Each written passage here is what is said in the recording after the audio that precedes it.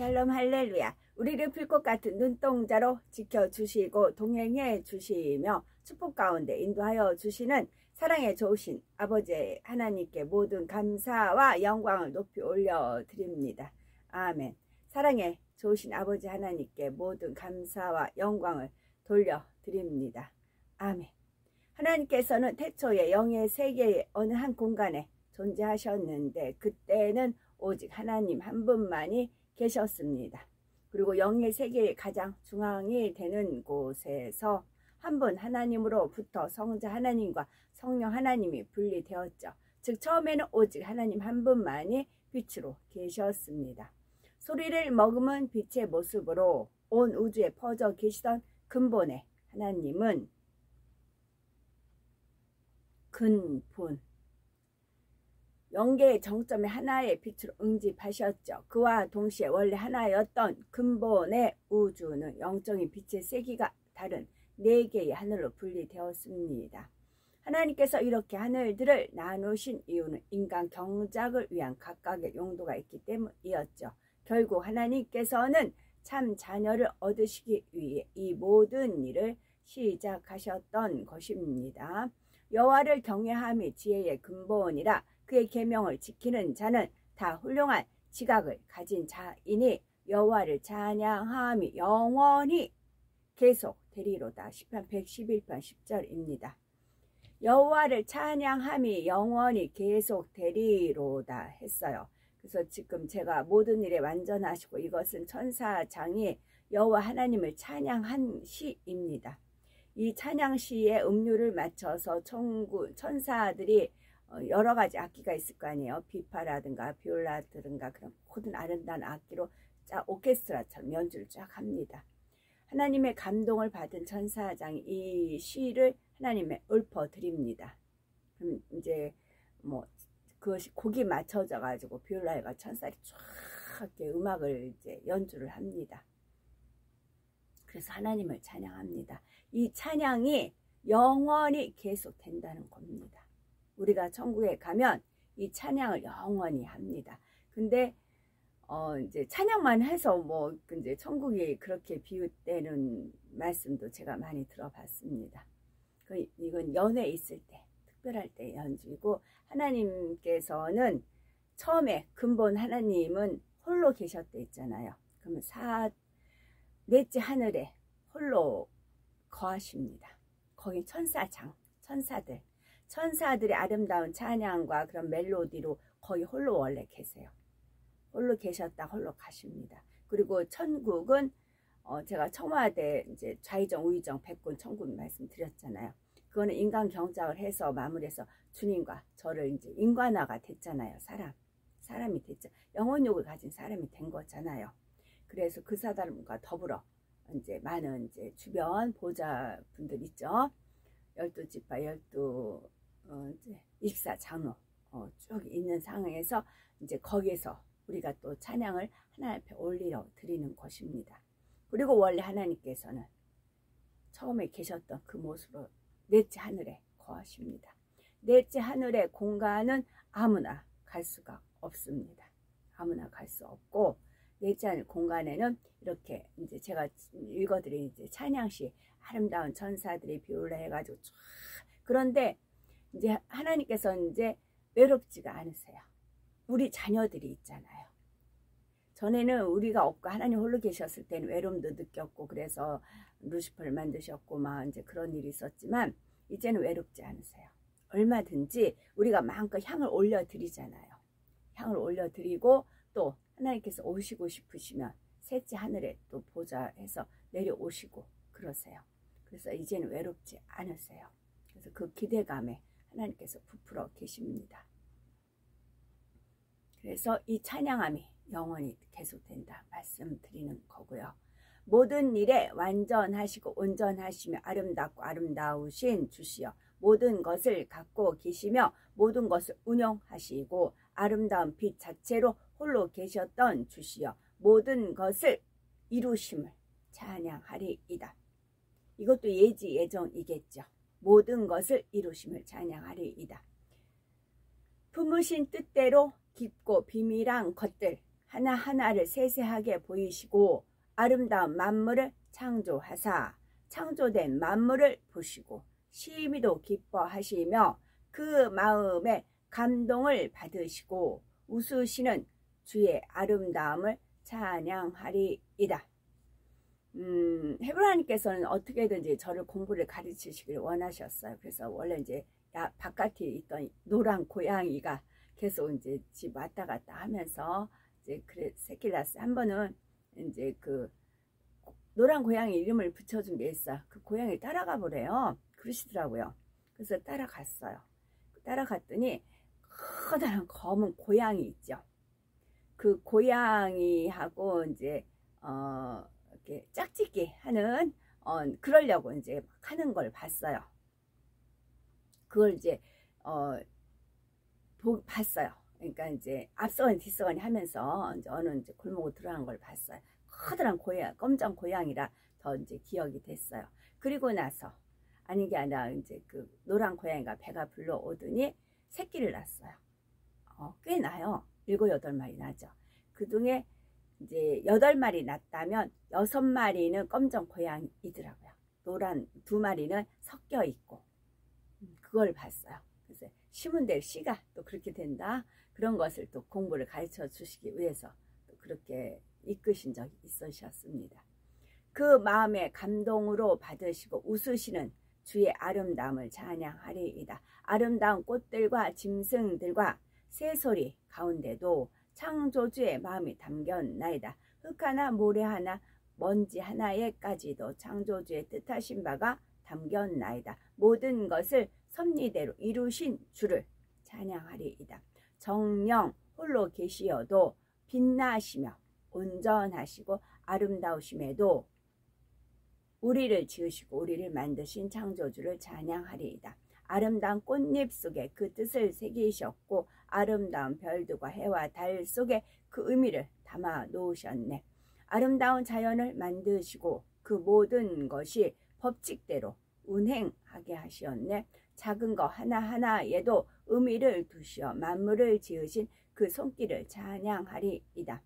뜻과 섭리를 이루시기 위하여 하나하나를 아름답게 만드신 주를 찬양하리이다. 찬양하리이다. 홀로 계셔서 빛으로 온 우주를 운행하시고 아름다운 소리로 그 넓고 광활한 공간을 울리신 주시여 섭리와 뜻이 계시여 그 마음을 담아 하나하나를 만드신 창조주를 찬양하리이다. 아름다운 풀과 아름다운 꽃과 꽃잎 한 장에도 아름다운 마음을 두셨나이다. 아름다운 풀과 아름다운 꽃과 꽃잎 한 장에도 그렇지만 그 꽃마다 그 이파리 있죠. 이파리 색상도 뭐 진하다, 연했다 뭐 그렇게 있지만 그 모양새도 다 틀려요. 채소가 또 뾰족뾰족하고 이제 그렇게 되지. 뭐 코스모스는 또 이렇게 갈라지지. 그 꽃잎에도 보면 그 잎사귀도 보면 다 모양새가 틀려요. 신묘막측하죠. 하나님 만드신 작품은 우리 또한 마찬가지입니다. 우리 각자 다 개성이 틀리다고 하잖아요. 사람마다 다 틀리잖아요. 다 아름답게 만드신 것입니다. 작은 새의 소리에도 짐승들의 모습 속에도 주의 마음을 담아 놓으셨나이다. 작은 바위 하나에도 주의 뜻을 새겨 놓으셨나이다. 이렇게 이루신 주를 찬양하리이다. 창조주의 이름을 찬양하리이다. 하나님의 뜻하신 바 인간 경작을 이루시기 위해 오랫동안 참으시는 그 날들이 있기 이전에 이 모든 일들을 행하셨나이다. 이 모든 행하신 일로 인해 즐거워하시며 기뻐하시며 감동 얻으신 주를 찬양하리이다. 창조주의 뜻이 있어 우리가 탄생했으며 이처럼 많은 것들이 탄생하였음이나니 주의 이름을 찬양하리이다. 주의 능력이 온전하심을 찬양하리이다. 아멘. 로마서 7장 4절이요. 그러므로 내 형제들아 너희도 그리스도의 몸으로 말미암아 율법에 대하여 죽임을 당하였으니 이는 다르니 곧 죽은 자 가운데서 살아나신 이에게 가서 우리가 하나님을 위하여 열매를 맺게 하려 함이라. 하나님을 위하여. 그러면 이제 나의 오랜 염원과 나의 소망이 정녕 이 안에 담겨 있도다 쭉 하면서 마지막에 모든 것이 나의 영광을 위하여, 모든 것이 나의 영광을 위하여 훗날까지 이르리로다 했습니다. 여기서도 로마서에서도 죽은 자 가운데서 다 살아나신 이에게 가서 우리가 하나님을 위하여 열매를 맺게 하려 함이라. 인간 경작의 참 자녀의 열매를 맺게 하기 위한 것이고요. 로마서 7장 5절 우리가 육신에 있을 때에는 율법으로 말미암는 죄의 정욕이 우리 지체 중에 역사하여 우리로 사망을 위하여 열매를 맺게 하였더니, 죄의 정욕을 따라가면 사망의 열매를 맺어요. 그러나 주 예수님과 함께 연합하면 하나님을 위하여 열매를 맺게 된다는 말씀이고요. 중간치는 없어요. 하나님 아니면 사망이에요. 영생 아니면 사망입니다. 근데 그 영생 오로지 하나님의 영광을 위해서 되는 것이고요. 여기서 죄의 정욕이 우리 지체 중에서 역사를 한대요. 정욕이 역사를 한대요. 역사를 한다는 겁니다. 죄의 정욕이 우리 지체 중에, 만약에 저 사람 미운 마음이 있어요. 그럼 어떻게 해요? 눈을 흘기죠. 우리 지체 중에 한 곳이 역사를 합니다. 저 사람 미워, 한 대 때려주고 싶어. 그런 마음을 품었어요. 그러면 어떻게 해요? 손이 가서 때려요. 그러면 우리 몸이 역사를 하는 것입니다. 근데 우리 몸은 의의 병기를 하나님께 드려야 되는데 죄의 정욕이 있으면, 그래서 악은 모양이라도 버려라 하는 것입니다. 죄의 정욕이 우리 지체 중에 역사를 하는 것입니다. 다음에 로마서 7장 6절은 이제는 우리가 얽매였던 것에 대하여 죽었으므로 율법에서 벗어났으니 이러므로 우리가 영의 새로운 것으로 섬길 것이요 율법 조문에 묵은 것을 아니할지니라. 우리가 영의 새로운 것으로 섬기는 겁니다. 우리가 하나님 말씀을 갖고 노는 것이 아니고 영의 새로운 것으로 섬기는 것입니다. 로마서 7장 7절에 보니 그런즉 우리가 무슨 말을 하리요? 율법이 죄냐? 그럴 수 없느니라. 율법으로 말미암지 않고는 내가 죄를 알지 못하였으니 곧 율법이 탐내지 말라 하지 아니하였더라면 내가 탐심을 알지 못하였으리라. 그러니까 율법에 탐내지 말라라고 써있기 때문에 내가 어떤 걸 탐했으면 이게 죄구나 알 수 있었다는 겁니다. 그러면 창세기로 가면 창세기 3장 10절에 이르되 내가 동산에서 하나님의 소리를 듣고 내가 벗었으므로 두려워하여 숨었나이다 했어요. 그랬을 때 창세기 3장 11절에 이르시되 누가 너의 벗었음을 네게 알렸느냐. 탐심을 버리라는 말씀이 있었기 때문에 내가 탐심이라는 걸 알 수 있듯이 아담 하와는 내내 벗고 있었습니다. 두려워하지 않았고 부끄러워하지도 않았습니다. 그런데 누가 너의 벗었음을 네게 알렸느냐. 하나님은 안 알려주셨어요. 아가들은 막 태어나면 부모가 하는 대로 따라가잖아요. 아무것도 모르잖아요. 누가 너의 벗었음을 네게 알렸느냐. 누가 내가 네게. 그러자 하나님께서 원인을 이제 알려주시는 겁니다. 아담 하와는 모르니까. 내가 네게 먹지 말라 명한 그 나무 열매를 네가 먹었느냐. 여기에서 어제 제가 또 이제 3시 집 예배 때 이제 공부된 부분은 우리 사람은 음식을 먹어야 섭취해야 이제 생명이 유지가 되듯이 우리 정신은 말을 먹는데요. 말을 먹고 성장을 한답니다. 그래서 생명의 말씀, 하나님 말씀을 먹어야 영생에 이른다. 그런 이제 말씀의 은혜를 받았습니다. 여기서 먹지 말라 명한 그 나무 열매를 네가 먹었느냐. 그래서 저는 혼의 구원에 대해서 요즘 많이 거기에 포커스를 맞추니까 많이 풀리더라고요. 그래서 원수마귀 사단이 루시퍼가 우리를 정죄하는 말을 자꾸 하게끔 한다고요. 정죄하는 말, 거기서 우리는 벗어나야 된다는 그런 겁니다. 그래서 이 말씀을 읽어드린 것입니다.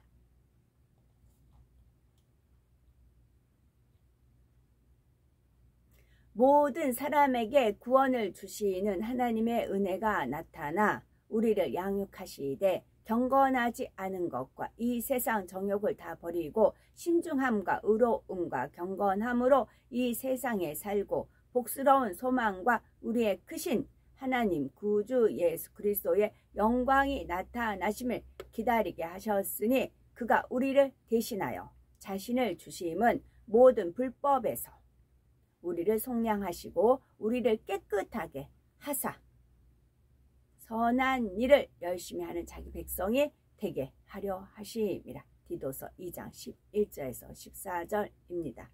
오늘도 저희들을 성령의 불담과 천군 천사와 주님의 불꽃 같은 눈동자로 지키어 보하여 주시는 사랑에 좋으신 아버지 하나님께 모든 감사, 영광, 찬송, 찬양 높이 올려드립니다. 사랑에 좋으신 아버지 하나님만이 홀로 영광 받으시옵소서. 아멘.